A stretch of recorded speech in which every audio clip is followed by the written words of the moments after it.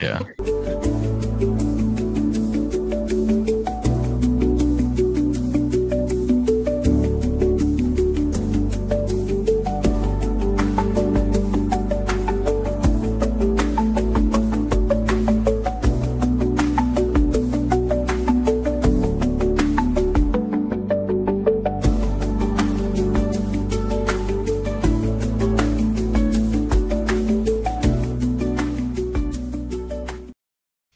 Before we start, I just want to say whoever changed the countdown music at StreamYard needs to be fired. That is horrible. Like, it sounds like you're getting ready for, I don't know, like maybe a dance recital, not a sports podcast, but live from the Pines, your favorite East Texas sports podcast, coming at you live tonight. Tonight we welcome special guest, Mount Vernon High School AD head coach Travis McClain. Coach McClain, how are you doing tonight, sir? I'm doing good. I appreciate you having me on, man. Well, it's definitely a great thing to have you on here. You come from some legendary programs, have the chance to coach a few great programs, but you're 8 weeks in at Mount Vernon, correct? This is, I think, week 6 or 7. Yes, almost 8. Yeah, almost 8 weeks at Mount Vernon.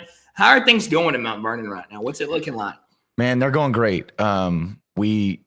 My family, we immediately fell in love with it. It reminds us a lot of, my wife's a Salina grad. I was in Salina for 8 years, which I'm sure we'll get into, but there's a lot of things that remind us of Salina, and that's a great feeling, because of the success and the tradition and the love that we have for that place. So, we're very excited to be here. I never thought I would say this, because of the TCU purple, but I am very excited to be rocking purple. Well, we know you are a Baylor grad, had the chance to play there for Art Briles, so wearing purple is a little hard for you, I'm sure. But hey, if you're the AD and head football coach there, you're gonna represent it right. Absolutely, we're gonna lean into it, and we're gonna make everything and anything that we can purple, because that's what the community, it's what the state knows Mount Vernon for, and we want those colors to fly, high and proud everywhere we go. Well, that's great, Coach. So, we're in that weird time of the year. Week for spring break for most schools. Are y'all getting ready for spring break next week? Our spring break is a week behind about 80% of the state. So, we've got this week and then another week of school before we go on spring break. So what's going on right now in the athletic program as far as football? What are we doing right now? So football is in a version of football off season that we call track season. So we're in full tilt track practice during the period where, we're still hitting our weights in the morning and whatnot. But right now we're finding out, who's who from a grit, determination, and speed standpoint through track season. What are your offensive linemen and things doing? Defensive linemen, non-skilled guys that don't have a chance to run on the track. So they go through some speed, agility, or power stations, and then everybody in our program is every day they're gonna run a 300 or a 400. And so the bigs are gonna do their speed, agility, or power stations. Then they're gonna run a 300, and then we encourage and challenge every guy that's a big man to throw something.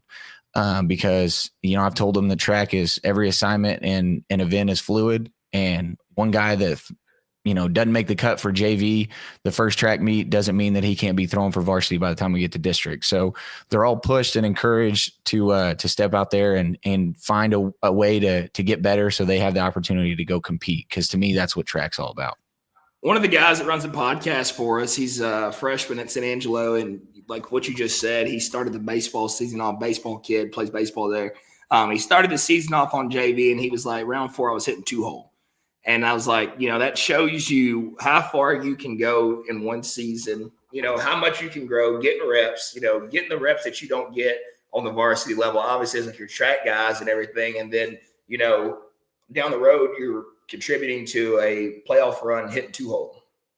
And there's examples across every high school sport. My last couple of years at Salina, we had a kid in 2020 that he was essentially an orphan. He got adopted. His adopted mother moved him and his little brother to Salina, and he shows up, right smack dab in the middle of the summer, and he, brand new program, like hasn't really been around. Like he came from upstate New York, hadn't really been around like a stable high school program.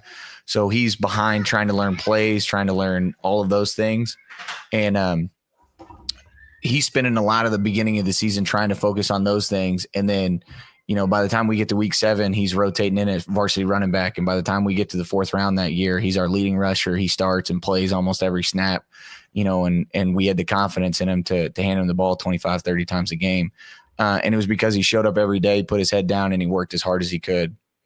That goes a long way. And, before we jump into the Mount Vernon, football and all those great things you have going on, we got to talk about Salina. I just, everybody knows about you. Everybody knows about them. They know what they're capable of doing in the playoffs, in the regular season. What is different in the water in Salina, Texas? Expectation. That starts. It's so, yes, football won a state championship this year. We, when I was there, we were what I would consider to be pretty successful. Played in a state championship, played in the 5th round a couple times, played in the 4th round a couple times. So had a lot of success while I was there, and Coach Elliott was able to get them over the hump and win that state title this year, which I was super pumped for all of them. But the biggest thing there, man, is expectation, because those 9 state championships that's the tip of the iceberg. The high school itself has won, I think, like 31 or 32 overall state championships. The soccer program has almost as many state championships as they do years in existence.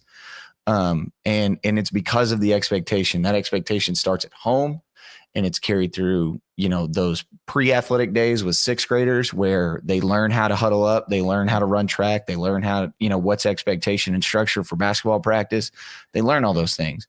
And then when they get into the junior high is run just like a mini high school. So they're going to run a 400 every day, and they're going to do hard things every day.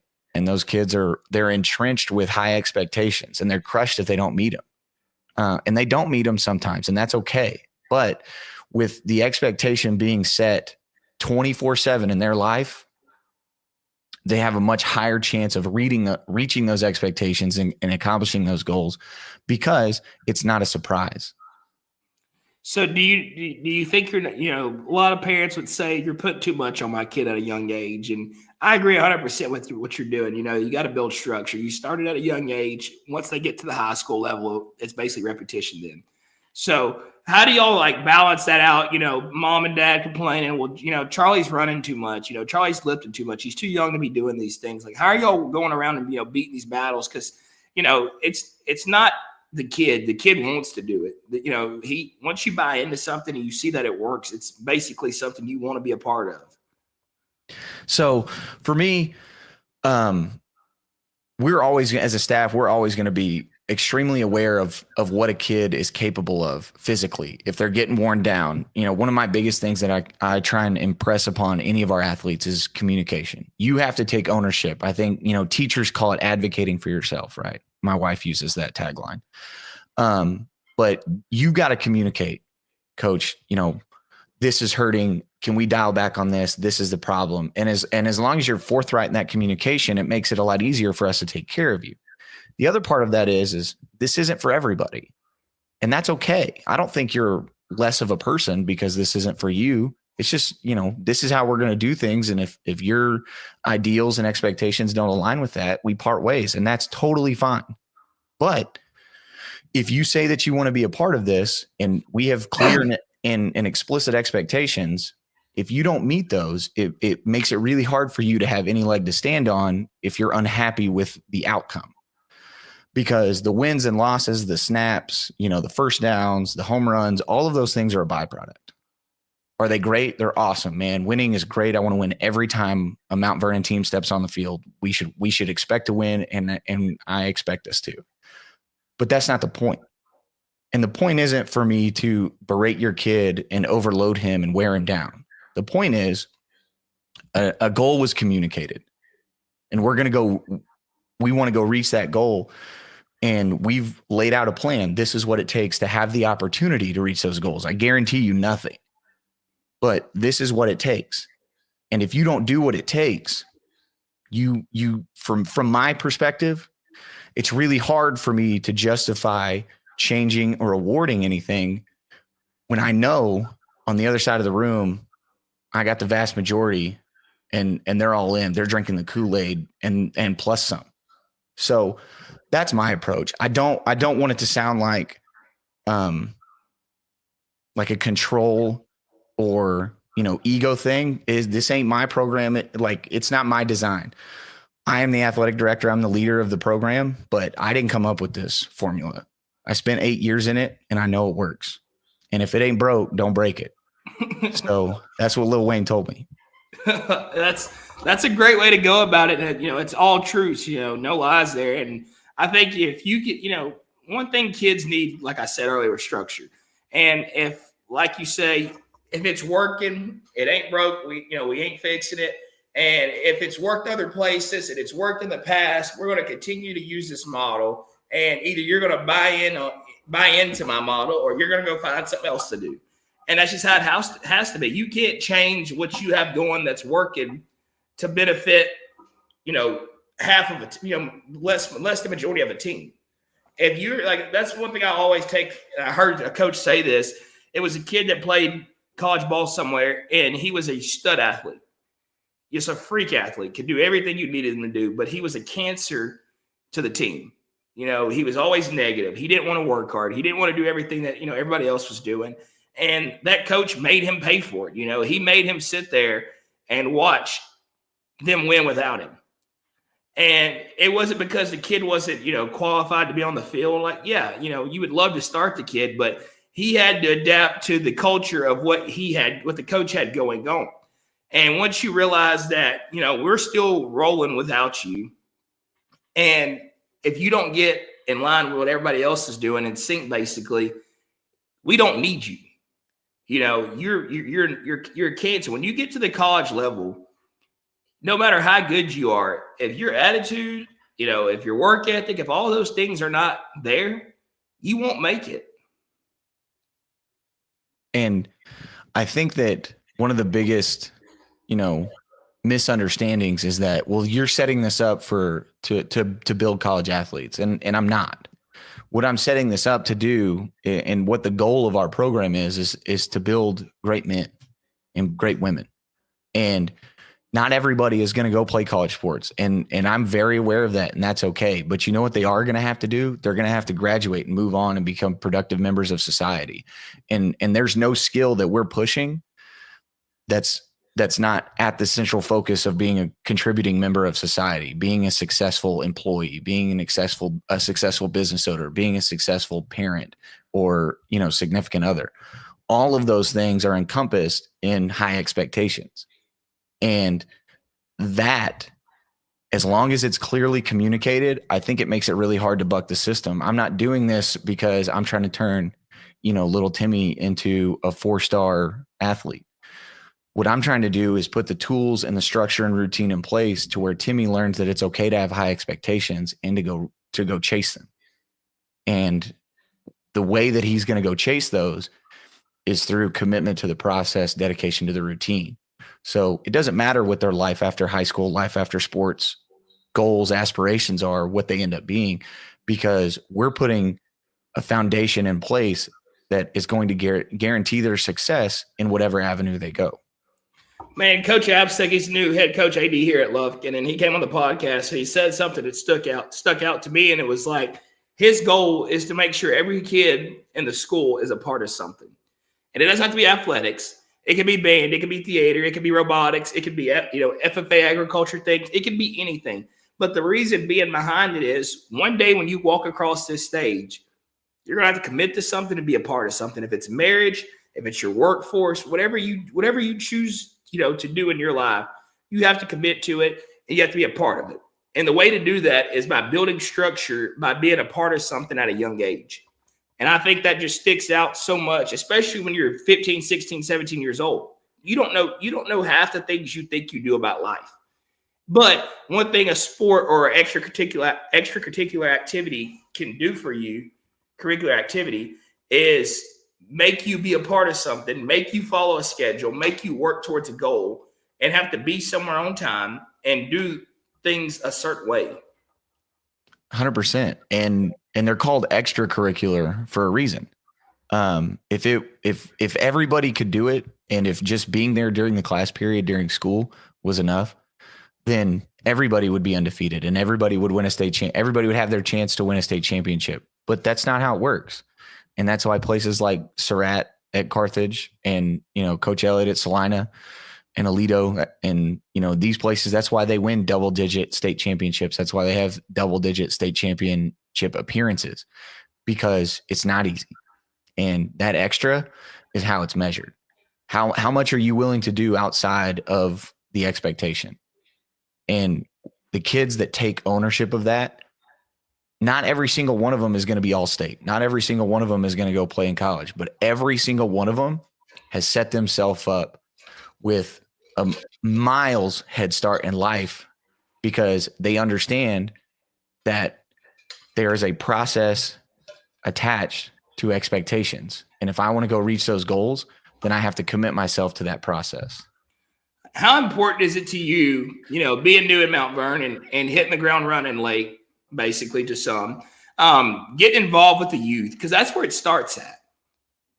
So that's an interesting piece right now, because by the time I got here, the youth basketball season was really kind of wrapping up, and they're ramping up into baseball. But, in 2023, Mount Vernon passed a pretty big bond and was able to build some really nice facilities: turf football field, new home stands, turf baseball field, turf softball field.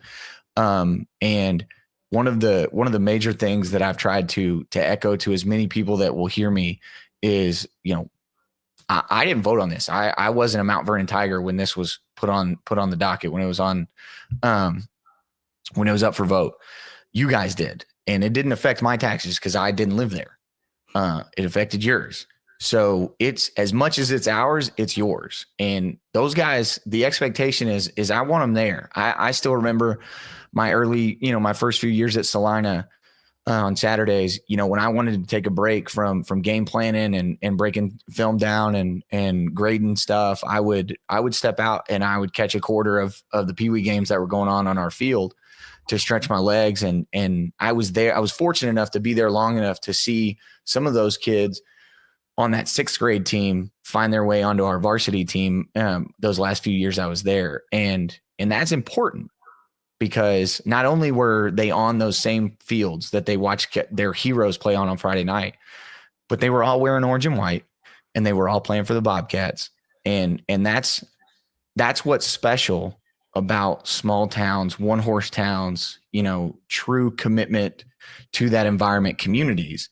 And that's what we're, as a family and as a staff, are really excited to do our best to reinvigorate and re-entrench ourselves in with those youth organizations. Like, that's what you just said is great. When you're a kid and you have the opportunity to go watch those high school athletes, basketball, football, baseball, soccer, softball, all those things, that's all you should want to be like. I'm sure you had the same feeling when you were coming up. Like, we talk about this all the time on the show, but like, most kids, you had Randy when I was coming up. I'm a little younger, but we got to see Peyton Manning, we got to see Brady, we got to see all these guys, but we didn't, we liked those guys. We wanted to be the guys that we saw playing on Friday nights, playing baseball during the week or on Saturdays, basketball, 2 days a week, all those great things. We wanted to be like those guys. We wanted to do everything they got to do. We wanted to get to that level, play on that field, and have the opportunity to do the same things they do. And like what you said, all the kids in orange and white, they're playing on the same field that their kids, that the older kids play on, and you're getting to create all the same moments that those kids had. And like I still remember when I was a kid, Quinn Trimble called a touchdown against Longview in the back of the end zone. And it was one of the coolest things. I think it was a game-winning touchdown. He got Texas Ford Player of the Week, all the great things. And I remember after the game, you go on the field and throw the football, and we were trying to all do that. And it's like you look forward to those things. So when you get to that level, the expectation. Like you said, you teach kids in 6th grade how to get in the huddle. When you get to the high school level, I shouldn't be having to teach you how to huddle up. I might have to help you guys, but y'all should know what what it should look like. You should know what I expect. You should know what the stretching routine looks like. You should know all of those things. You should know when I get to high school, like y'all do, you're going to run that 300. You're going to run that 400. You're going to be in track. You're going to have to do these things. And it shouldn't scare you. It shouldn't run you away. It should make you want to be a part of this.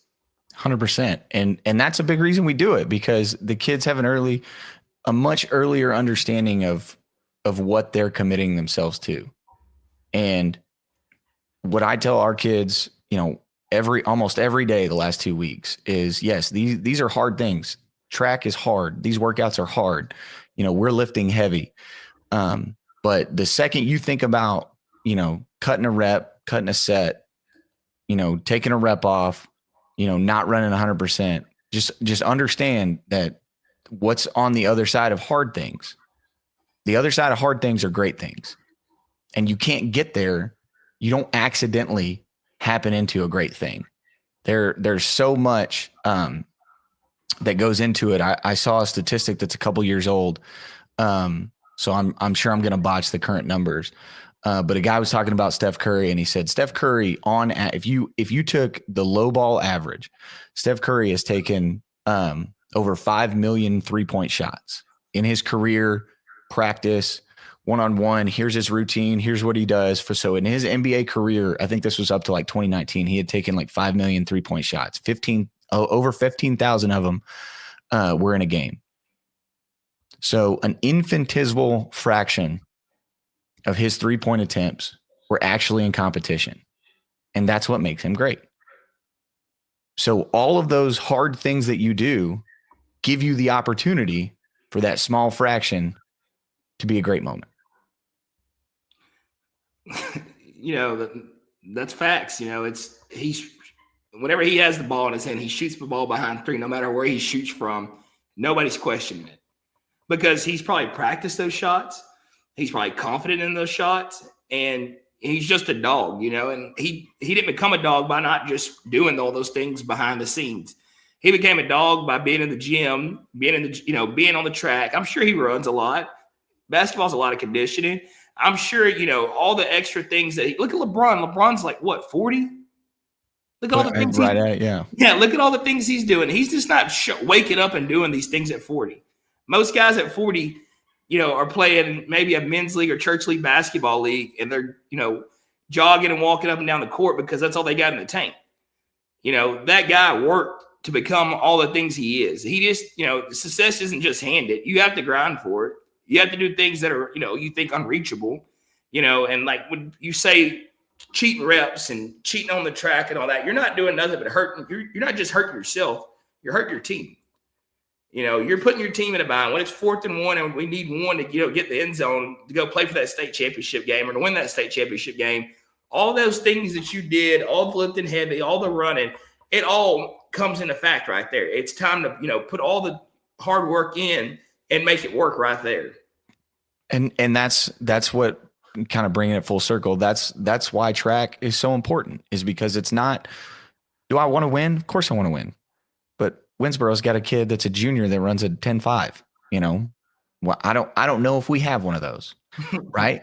And we're going to run against that kid, and that's okay. But that's not the point. The point is not the time on the clock. The point is, did you line up? Did you step into the blocks and compete your tail off as hard as you could once the gun was shot?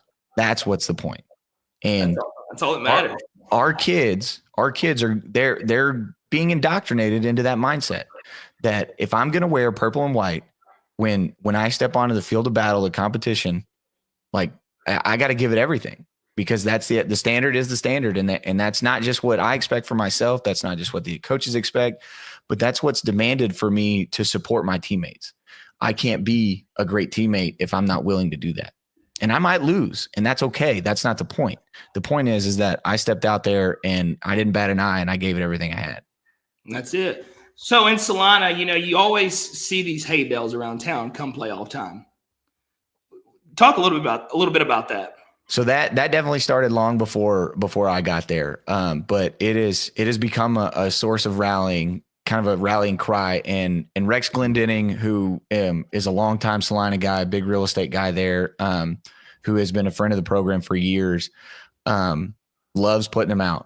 And one of the things that he always tries to do a really good job of is attach whatever the theme, the expectation of the week, of the season, of the game, whatever, to those hay bales. And those kids notice, and they want to make sure that they get to see all of them as they drive down Preston, as they leave town.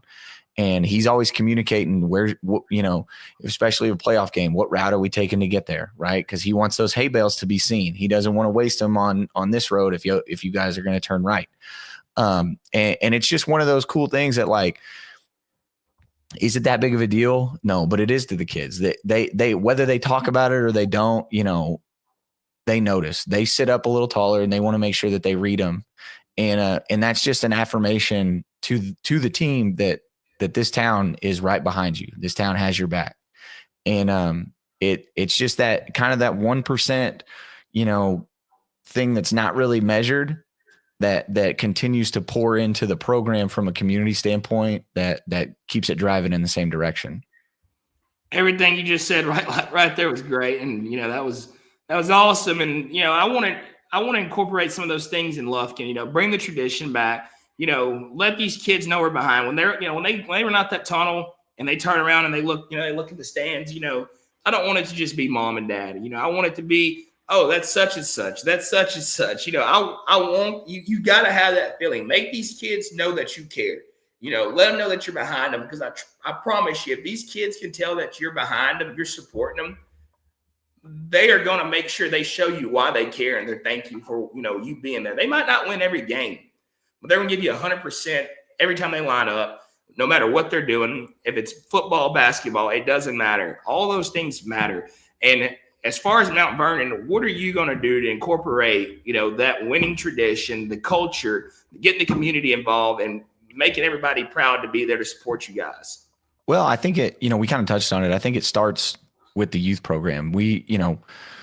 Some of the things that we're going to implement, we're going to start with, we're going to have a youth coaches clinic. We'll get up and we'll talk a little offense. We'll talk a little defense, and we'll show them some drills and some verbiage. And we would love to see you guys implement this stuff, because this is what they're going to be doing. And everything to put yourself in a situation to have something similar to that, you have to approach from a 10-year standpoint. When you go in interviews, they want to hear about a 3, 4, 5-year plan. You can't have that if you're trying to build sustainability. This is what we're going to do at the high school. Cool. But those kids graduate, right? Do you want to just start the cycle over? No, we want to entrench ourselves within the expectation of the community at a much younger age. So you start with a youth clinic, you do it with all the sports, you sit down with those coaches. These are some great fundamental drills we would love to see you guys implement. We're not going to micromanage your practice. Like, you run your 6th grade basketball team practice however you want. These are just things that we're going to do that the kids would, can expect to do moving forward. So if you wanted to give them a head start, you could. And then continue that process with your 6th grade pre-athletics and your junior high football. One of the great things that I loved when I got to Salina was that everybody coached everybody. You're a track coach, you coach 7th grade track, you coach 8th grade track, you coach JV track, you coach varsity track. You're a track coach. And what that does is it continues to entrench high level expectations. If the defensive coordinator is out there helping coach 7th grade relays, what does it tell those kids?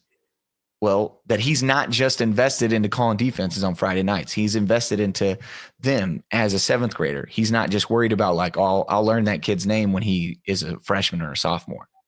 And so you set those high expectations for your staff, because this job is not for the weary, in my opinion. I love what I do. I think coaching is the greatest job in the world, but it's hard, and that's okay, because we expect hard things of these kids and we want them to push themselves and show up and do these things. So if we're going to do that, why would I hire somebody to train them in the summer? Hey, you guys better be here. I'm going to Mexico. No, like, love the kids, learn the kids, coach the kids, disciple to them, do all of those things, pour into them as if they were your own. And when you do that, I'm a firm believer that when you do that and the community sees you do that, everything else, the support will come right behind it. And that's how you get kids to play above and beyond their physical capabilities, because there's consistency. They've done the same thing since potentially when they were in 3rd or 4th grade. They definitely did it in junior high. If they played stand-up edge in 7th grade, if we did our job right, setting that kid up for success, he's playing stand-up edge when he's a junior in high school. He's been making the same, Ricky Lucy calls and identifying the tight end and attacking the edge. He's been doing those things for 5 years now. So when a coach jumps his butt because his first step was wrong, it's not like, hey, man, you're freaking out about the wrong thing. It's like, no, I know better because I've been coached better. And that only comes through the consistency of top down, right? Everybody's going to coach junior high. Everybody's going to coach a sub-varsity. Everybody's going to pour into these kids because they're our kids. And if they're not today, they're going to be tomorrow, next month, next year. And there's some off the field things as well, establishing a mentorship program, which was one of the amazing things I learned about in Salina. Getting a male figure in the community attached to each varsity football player that just builds a relationship with them, that just adds a little bit more guidance into their life, that can help hold them accountable. That isn't mom or dad, because I've been the 16-year-old kid that when coach said the exact same thing that dad said when I was at home, I listened to this guy and not that guy because I live with that guy, and it's like, oh my gosh, here we go again. But when coach said it, you heard it a little different. When my friend's dad said it, I heard it a little different. And all of those things apply. So the more that we can start to tie and weave the community into the program itself, it's just like y'all's new head coach was talking about. As soon as they know that they got skin in the game, they're invested into that kid, then they're going to be more likely to make that hour and 30-minute drive to a first round playoff game and to show up and maybe sit in a little bit cooler weather than they might normally want to.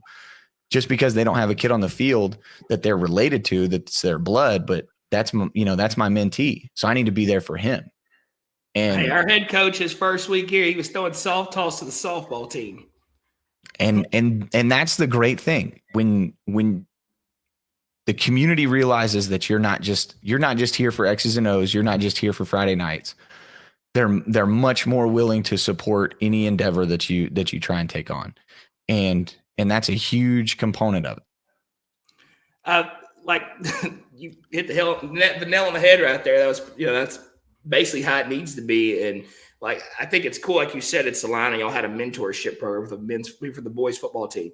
Like, they knew that they had somebody that was watching them, talking to them, they could go to, that wasn't mom or dad, or it wasn't Coach McClain. It was somebody else that had a voice, had a voice to give an opinion. And that goes a long way, especially like you said, when you're 15, 16, 17 years old at home. Like if mom and dad say something, it's okay, whatever. But if somebody else says it, it's like, and maybe they are right. It's a different feel with it. 100%. And a lot of times what that does is that you don't have to worry about, are they hearing this from someone else? Are they hearing the echo of this message? Because we know that they have a mentor. We know that they've been attached to a male figure that's pouring into them. So it really circles back and helps us, because that expectation isn't 100% only coming from us.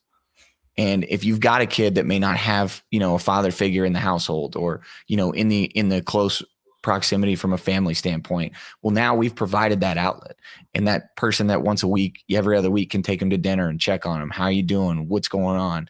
How's practice? How's school? How's home? Is everything good with your mom? Et cetera, et cetera. And those questions don't have to come from the same outlet every time, because if it's always from us, we end up kind of in that, we have the potential to end up in that category like mom and dad, like, oh, here comes coach again, just trying to solve my life problems. But when we add another community figure that's pouring into the kid, well, then it limits the ability to stray off the path, because they have just another positive influence to push them in the right direction. That's great, man. Coach McClain, you for yourself, you offense or defensive guy? I'm an offensive guy. I'm not going to take your secrets from you. I know you got some great secrets you've learned, especially, your times in college and all that. But what is something we could, the people in Mount Vernon, the fans, the kids, what's something they can look forward to see different on the offensive side of the ball? Well, I definitely don't claim to be the smartest or, any of those things. I try and steal as much as I can, because, the good ones create and the great ones steal. But the biggest thing that I do try and put an emphasis on is I want creativity. The field has been the same size since, as long as I can remember. The measurements aren't going to change. It's going to be 53 1/3. It's 100 from goal line to goal line. The end zone's 10 yards deep. all of those things are the same. But what's not the same, especially at the high school level, is year in and year out. Year 11 on the field are not the same. So how can you maximize the ability to put them in successful situations in the most creative ways? If you're lining up 80-90% of the time in the exact same alignments, formations, personnels, things of that nature, unless you are an absolute machine where it just doesn't matter, you're the Liberty Hill of the world, that it's just plug and play in that offense. Are you really doing your job? Are you doing those kids the best service you can by putting them in a situation to be successful? There's only one football, and you got to figure out how you're gonna facilitate it to your playmakers. And I think that creativity is a huge piece that maybe not a lot of guys take advantage of. And that is very true right there. That was great. And no matter how many athletes you have on the field, you got to get creative. You got to scheme. You got to do different things. You can't line up and, expect, a handful of plays to work. And I'm very big on, I'm going to put the ball in my best athlete's hands as many times as I can possible. And I'm not a football coach by any means. I coach from a recliner and I coach from the sidelines or the stands. But that's what I think from what I see. And I like to talk about Steve Sarkisian a lot. His offensive mind is crazy.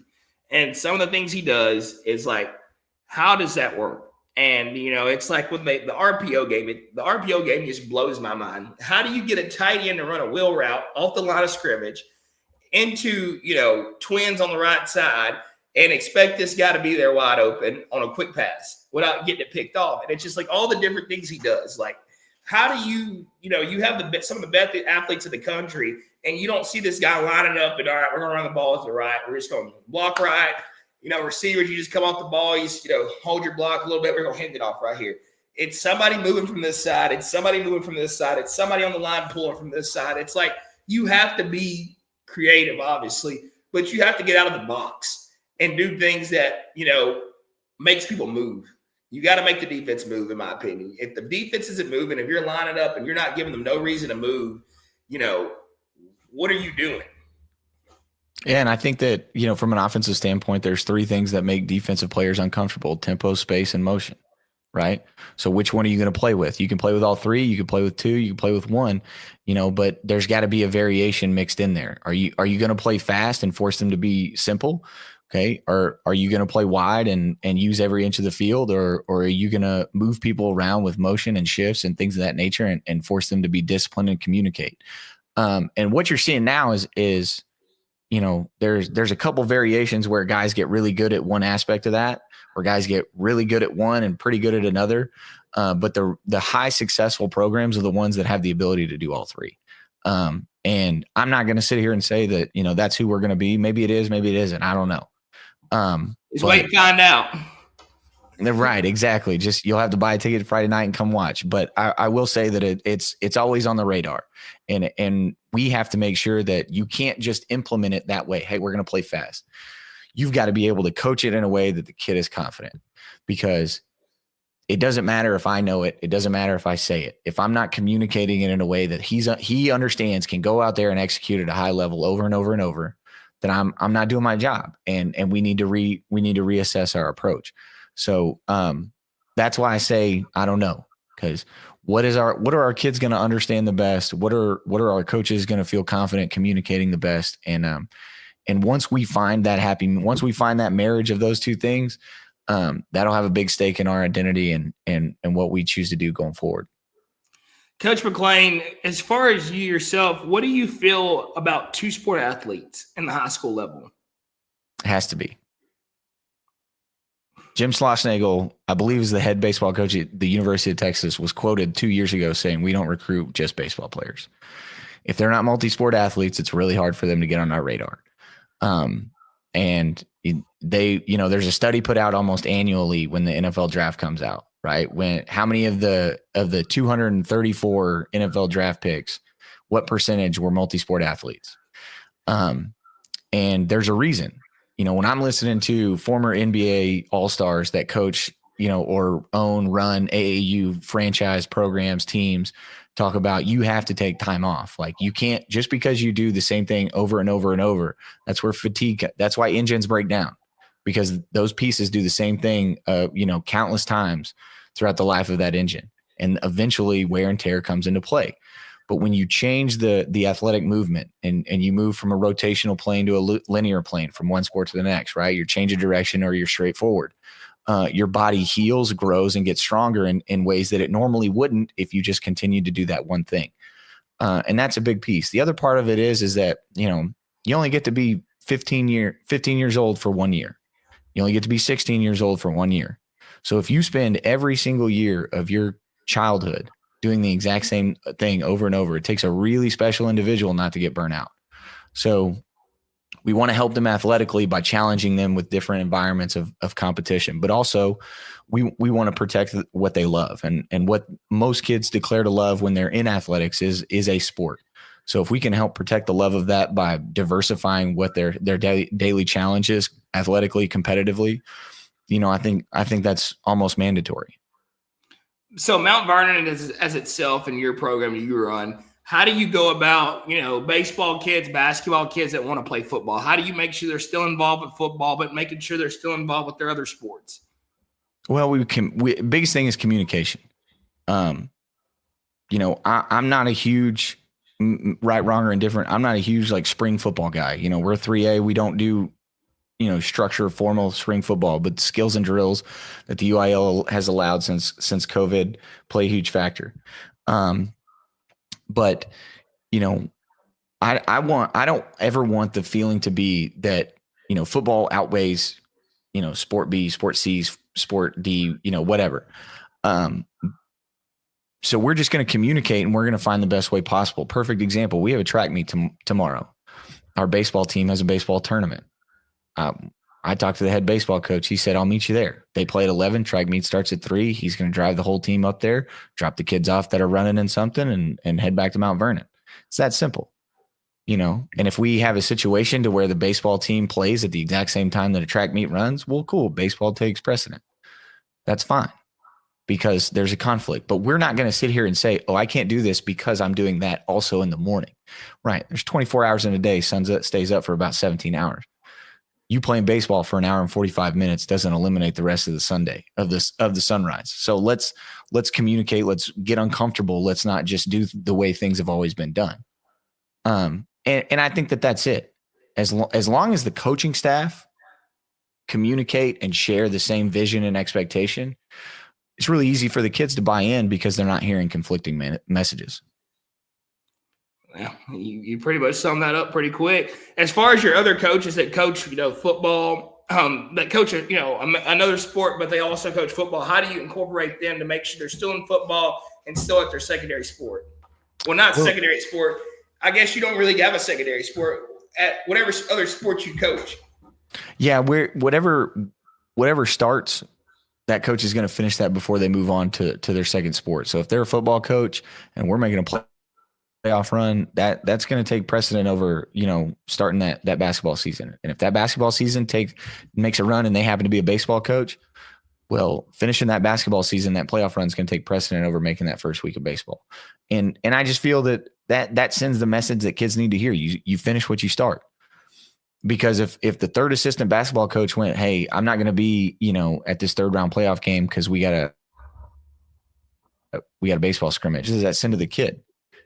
Well, you're telling him, okay, well, when things conflict, you just pick what's best. No, you finish what you start.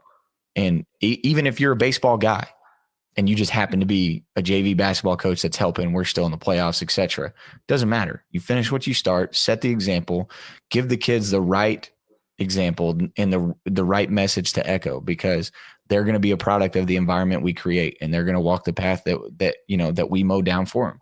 So make sure it's going in the right direction. So what if I'm coaching baseball this time of the year and we're gearing up to get ready to start for spring football? How does that work?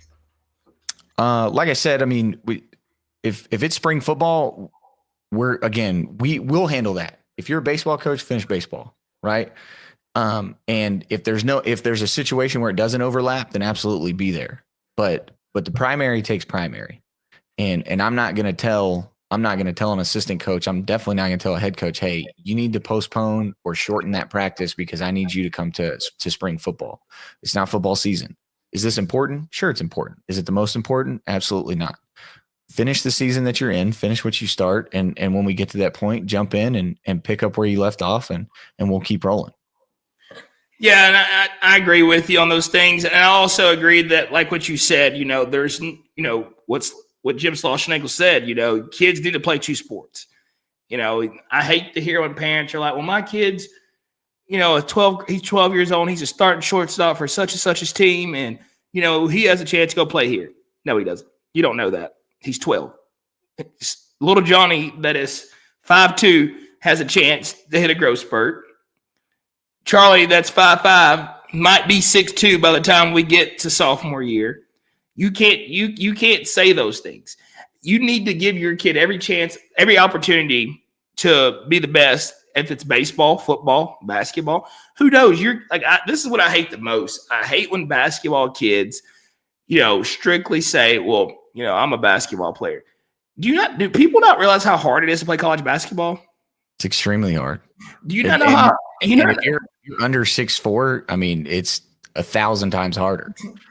Do you not know the chances of a 6'1", 6'2" wing going to play guard somewhere, whatever the hell you call it, compared to going to playing football? And I still play basketball, and I might play safety, I might play receiver, and I might be good at it. I might be really good, but there's a chance that such and such is going to call me to come play this position in the football field, to go play college football, get a free education, and have a chance to go do something that most kids don't get to, instead of saying, well, I just play basketball and I don't have any offers. That drives me nuts. There's two ways to look at it. You could be 6'2", and you could be a tall football player, or you can be just another short basketball player. And those are, and you could throw baseball into that as well. You could be a tall baseball player at 6'2", but you gotta, that's the way those sport worlds operate. And I find it interesting because there's, millions of people who have that mindset, but I have a close family friend that played baseball at the University of Texas and plays for the Pittsburgh Pirates right now. And his first week at the University of Texas, he said, there are two distinct groups on our baseball team. There are those that played football in high school and lifted weights hard, and there are those that played baseball. He said, and it is a visible difference. And he went to Argyle High School. That Argyle baseball team, they won like 73 games in his junior and senior year, back-to-back state champs. I think they got a mythical national championship in there as well. But that baseball team had 10 Division I baseball players on it, and 8 of them played football. That was not a coincidence. And their ability to handle the adversity and the ups and downs and the fatigue of a season was amplified because they continued to put themselves in adverse situations through the game of football. But it also was a reflection of their athletic director and their head baseball coach communicating, exhaustively about what's in the best interest of the kid. How do we take care of them, and how do we present them the best opportunity to do both? Because what pushes people to that mindset is, oh, well, so-and-so doesn't like baseball players. He doesn't like it if we go to this. He doesn't like it if we do that. What's in the best interest of the kid? Is if you genuinely think that paying to play 250 baseball games in 90 days over the summer is the best thing for him, I think you're a little bit confused. But I also understand that A, it's not my kid, and B, it's not my future. What I will tell you is that there's certain levels to these things, and finding the balance in those is just as important as the exposure. Because you can, like we talked about, earlier, you can wear a kid down, you can run them dry, and you can get them hurt through overuse. And you having the chance to coach baseball, I'm sure you played baseball in high school. Do you think it's all right? Do you think it's good for baseball kids to lift during the baseball season? I mean, if TCU makes a run at the College World Series and they're posting videos of their pitching rotation squatting 400 pounds 3 days before they play, I mean, what's your excuse? And I've never played college baseball, but those guys have, and they're pretty good. So I'm gonna listen to them. Like Exactly. that's the thing about this program and what we're going to do at Mount Vernon is it's tried and true. It's proven. It's, it's somewhat traditional, but it's also always evolving. We don't do the exact same things that we did 8 years ago. We don't do the exact same things that we did 4 years ago. We do it in the same structure, but our ability to learn, adapt, and grow is always there because that's the expectation of the kids. We don't do the exact same workout at Mount Vernon that we did my first year at Salina. It's growing, it's learning, it's changing. And that was something that I learned from Coach Elliott. He was constantly trying to learn in every aspect of his life, his coaching life, his strength conditioning life, his personal life, his, his biblical life, his walk. Those are things that matter. And the second you do something, because that's the way we've always done it, you're setting yourself up for a huge loss. Yeah. And that's perfect. You gotta do changes involving in everything, and you have to be willing to adapt to change. And you have the biggest thing with it. If adults are complaining and negatively talking about change in front of the kids hear it, they listen to the adults, and what do? They badmouth it. They don't listen. They talk about it. But if mom and dad or so at the school is, hey, if this is what we're going to do, this is how this guy wants to do it, and this is how we're going to make change, you have to be a part of it. You have to adapt to it, and you have to make it work. You have to buy into what's going on, because no matter where you go nowadays, nobody runs the program like they did 3 to 5 years ago. Everybody's changing. None of the successful ones. But the problem is that people want power and they want control. And when change comes in, somebody's ego gets bruised because they take it personal. Well, I implemented this and now you're changing that. You must not like me. Right. And unfortunately, there's a lot of people in the world in all aspects of life, and including education and coaching, that they would rather be in control and have something that has their name next to it. I did this and it fail, than somebody else do it and it be successful. Point blank, period. And that's not sports either. That's everything. 100%. That's the workplace. That's the church. That's the locker room. That's, the classroom. It's all of those things. And their willingness to do that is only a detriment to the kid. It ain't hurting my feelings, and it probably ain't hurting the other person's feelings, but you're setting the kids up for failure because you're not putting them in the best situation to be successful. And though the environments that are created through that mindset are very stagnant. So back to Mount Vernon, didn't have a season, they wanted to have last year. I think they were 2-9 last year, probably missed the playoffs. What are you going to do different in your 1 to 5 year plan to make sure that we make change? It might not be we're going to be 10-0, but to make sure we're winning more than 2 ball games. What are you going to do different? Well, the biggest thing that we're talking about right now, outside of competing and track and whatnot, is finishing. You can't be afraid to have fun, but you got to make sure you finish what you start. I think that you can get kids to do a lot of things if at the core of it is the relationship you have with them, the love you have for them, and fun, right? These are games. We do a lot of hard things in preparation for the games, but they're games, and we've got to operate accordingly. So we're going to have a lot of fun. We're going to fly around. We're going to do hard things. But we're going to finish. And, you mix in a little bit of creativity with a little bit of good luck. We're going to do some things in the off season to try and put ourselves in the situation to stay healthy, which is out of our control, but we prepare the best that we can. And not be stifled by traditional expectations. We're not going to line up a certain way because that's the way people say you're supposed to line up. And we're not going to put kids a certain place just because that's where kids, they normally line them up. But, we're going to finish. We're going to play hard. We're going to make sure that we're one of the most physical teams. Every team that play us, we should be one of the most physical teams that they play. You mix in a little creativity, a little grit, determination, and you should put yourself in a situation to win a few ball games. Coach McClain, looking back at all the stops you have and all the stops you made as far as a player and a coach, what sticks out to you the most that you've carried with you to where you are now as an AD and head football coach? The two biggest influences on me as a coach have got to be, Coach Briles and Coach Elliott. Coach Browse taught me that, there's power in positive speech. We were a 4-8 football team, and every single day practice ended with, we're a good football team. Speaking things into existence is a power that you can give a young person that they don't even know exists, much less can they harness.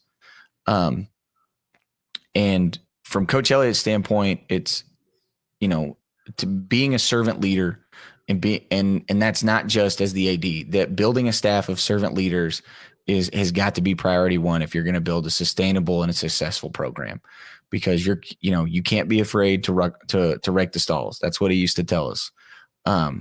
Just because I'm the athletic director doesn't mean that I can't flip laundry. Just because Coach Elliott was the athletic director, head football coach, doesn't mean he can't coach the offensive line or the shot put throwers. There's nothing too big for anybody on staff. And if you're going to set that expectation for your staff, you better lead that way. There's a laundry list of things that I've written down and remembered from those two, but those have been the two biggest pieces. Be the example that you want your staff to be and you want your players to be, and remember the power of your speech, positive or negative. It's much stronger. It's much more powerful than you think.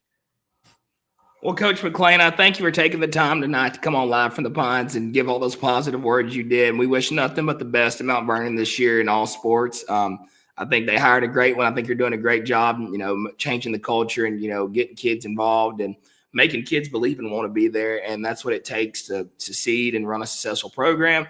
I look forward to maybe getting out and catching a Mount Vernon game. It's not too far from the house. I'd come out and check you guys out. But Coach McClain, we thank you for joining us tonight. Before we go, I want to give a big shout out to our guys at Zilker Belts. Give my guy Austin Brown and the guys at Zilker Belts a follow. Go to the website, use discount code PINES936 for all online orders. Coach McClain, they actually have a belt called the Horn Frog, and it would look pretty good match, with your Mount Vernon gear. And I'm sure they just dropped a new belt. And it screams Baylor Bear. It's a little different. Got some green, got some gold in there. And, it would suit you for Saturdays when you're, at home watching the Baylor Bears play. So don't feel left out just because we're going to throw a Horn Frog belt on you. All right. Well, I appreciate you having me on. And I appreciate y'all spreading the positive word about, coaches and the high school game. And I guess, as much as it pains me, I may have to check out that purple belt from Zilker. I will be sending it to you, matter of fact, as soon as we get off of here. But have you had a chance to watch any of our other shows? I have not. I have 3 of them pinned. I just haven't. It's been a week. Every week's been a week for the past 6, I guess. I totally get that, Coach. And we thank you again for coming on, and we look forward to getting you in that Horn Frog belt. All right. Sounds good. Y'all have a good one. Yes, sir. Hey, Coach